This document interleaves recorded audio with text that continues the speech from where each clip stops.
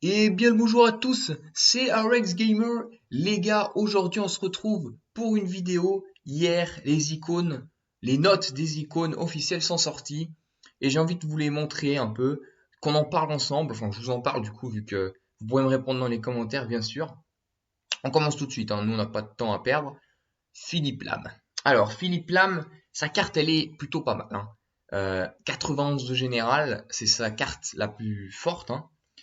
Faut voir qu'il a 89 aussi en carte middle. MDC, attention, c'est très intéressant. Il a une superbe carte, bonne vitesse, très bonne défense. Franchement, superbe carte. Et en plus petit encore, en latéral gauche à 87. Aussi une carte plutôt complète et intéressante, donc pourquoi pas. Donc je reviens vite fait sur la carte à 91, 87 de vitesse, 90 de défense, c'est vraiment pas mal. Euh, je pense qu'il aurait mérité peut-être un pont en plus de notre général simplement. Là, pour moi, c'est quand même l'un des top défenseurs droite. Donc, j'ai mis une petite réserve là-dessus, mais c'est quand même une belle carte.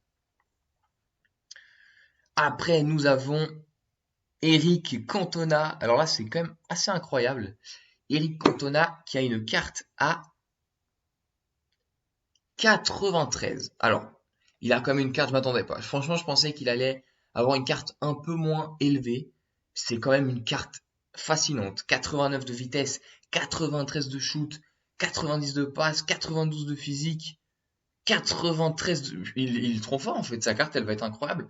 On connaît pas encore les étoiles de mauvais pied, de geste technique, mais si on croit ce qu'on voit là, ça va être un massacre. Ça va être un massacre. Ensuite, il a sa carte à 90. Elle est déjà en cran en dessous, mais elle reste très très intéressante et je pense qu'elle coûtera très cher au début du jeu, pour ne pas dire les 1,5 million, 2 millions, hein. Et la dernière carte, la première, avec une carte incroyable aussi, physique 90, dribble 90, ouais, et ensuite 87, wow, une carte hallucinante pour Cantona. Je pense qu'il la mérite, hein, par rapport à sa carrière, genre de Manchester United. Alors là, par contre, c'est où j'étais le plus déçu en voyant les notes. C'est tout simplement Puskás. Alors ça, c'est sa première carte. Alors ce joueur, je ne l'ai jamais vu jouer évidemment, mais je pense que comme moi, vous savez très bien qui c'est. Comme par exemple le prix Puskás qui récompense le plus beau but de l'année. Ce joueur est une icône, une légende, hein, quoi qu'il en coûte. Euh, Sa première carte est pas inintéressante, elle sera jouable, évidemment qu'il sera jouable, mais que sa meilleure carte est 94, je pense que c'est un petit peu radin, je dirais même, parce que clairement ce joueur il était exceptionnel à son époque, et je pense qu'il aurait mérité facile 96, voire même peut-être 80, ouais donc 96 on était sur du bien. Maintenant voilà, il a quand même une carte avec un 96 de shoot, donc un finisseur redoutable dans le jeu. Puis je vous montre aussi bien évidemment sa carte à 92 qui manquera peut-être de vitesse pour la fin du jeu, mais au début, ça va être une tuerie. Ensuite, on a... Ah ouf, là ça rigole plus là. Là on a Samuel Eto'o. Alors là c'est sa carte, sa dernière carte, regardez ça, 95 en vitesse, 93 en shoot, 90 en dribble, 83 de physique, c'est exceptionnel, vraiment, et une carte fabuleuse pour Samuel Eto'o. Je pense que ça va être l'une des nouvelles icônes qui va coûter peut-être même le plus cher. Après, là, sa carte à 90 qui reste superbe intéressant.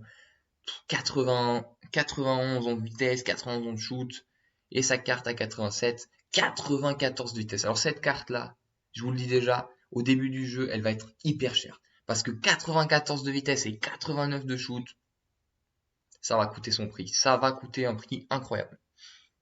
Après, on a Fernando Torres. Alors, j'adore Fernando Torres personnellement. 93 en vitesse, 90 en shoot, 88 en dribble. Oh là là là, quelle carte! Ça sera un cran en dessous des taux au niveau prix, je pense, parce qu'on a vu, les stats sont un peu moins belles. Mais quelle carte il aura! Et je pense qu'il va être très utilisé, Fernando Torres. Moi, en tout cas, je l'utiliserai clairement, parce que j'adore ce joueur. Et waouh, je suis fasciné par sa carte, vraiment, c'est incroyable. Ensuite, il a une carte à 88 en middle, 91 de vitesse, 87 de shoot. Donc ça reste une carte vraiment très intéressante.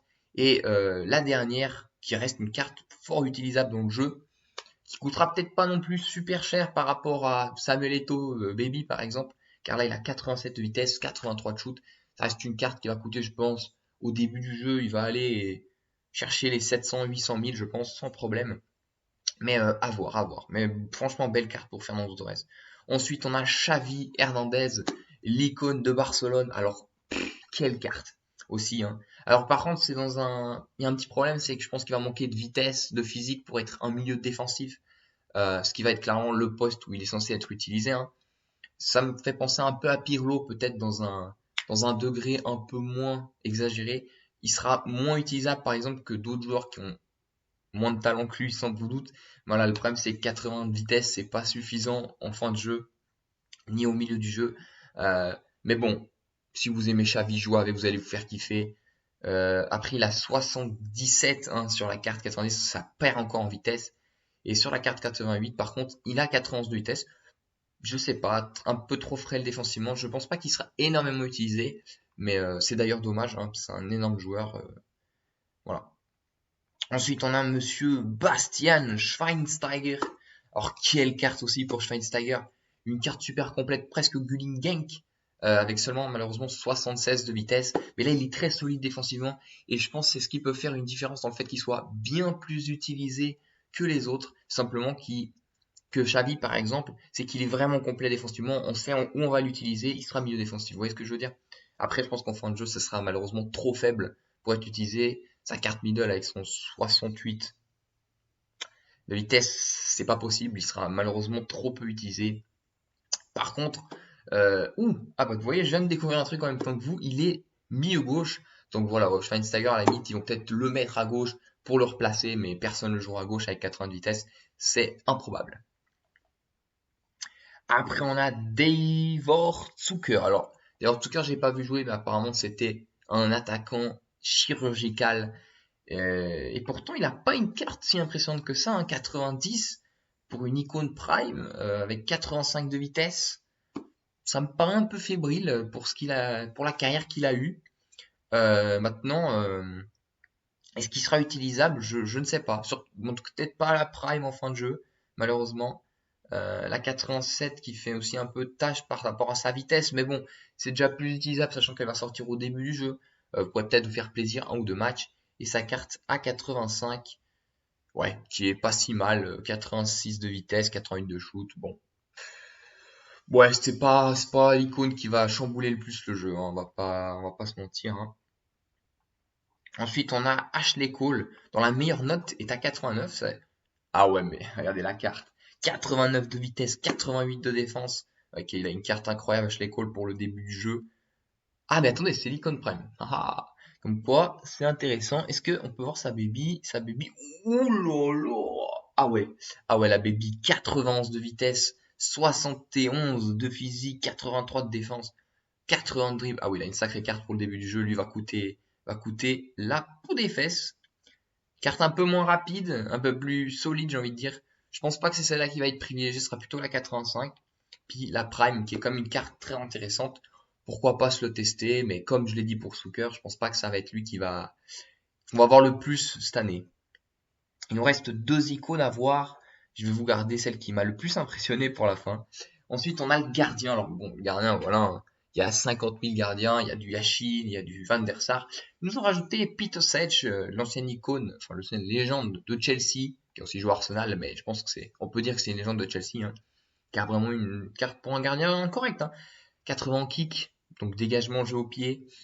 C'est un peu léger, je pense. Je pense que c'est d'ailleurs ce qui va faire qu'il va être moins utilisé que d'autres. Par contre, on sait qu'il est extrêmement grand. Donc à voir. Franchement, j'ai pas trop de commentaires à faire là-dessus, hein. Ça me paraît pas mal. Et pour terminer, les amis, Nemanja Vidic, une carte. Alors, celle-là à 88, pas très utilisable. Celle-là à 90, 78 en vitesse, 93 en défense, 91 en physique, c'est une belle carte. Mais fin du jeu, comme je vous l'ai dit, 78, ça fait déjà presque un peu lent. C'est incroyable de dire ça. Mais par contre, regardez. La carte en tout début de jeu. Et ouais. Imaginez, vous avez lui et Eto en attaque. Vous êtes posé, hein. Ah, vous avez fini le jeu. Regardez, 77 de vitesse. Alors, c'est pas exceptionnel, certes. Mais 77 de vitesse en début de jeu, c'est très bien. 86 de défense, 87 de physique. Je pense que ce sera un défenseur très rapide, très puissant. Et je pense que clairement, ce joueur, on va le voir un peu beaucoup trop. Donc voilà les amis, je vous ai présenté toutes les icônes qui sont sorties hier soir. J'espère que la vidéo vous a plu et je vous salue et je vous dis à très vite pour une prochaine vidéo. Ciao les amis.